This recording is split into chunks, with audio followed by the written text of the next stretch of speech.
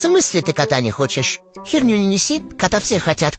Дал бог котейку, даст и на жизнь копейку. Часики-то тикают, или ты старокотящ хочешь стать? У наших бабушек по 7 котов было. И ничего, выживали как-то.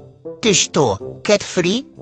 Так не бывает, что женщина кота завести не хочет. Катька вон уже 3-го завела. А ты чего ждешь? Вот заведете кота, и Валерка твой никуда не денется. И вообще коты — это цветы в жизни.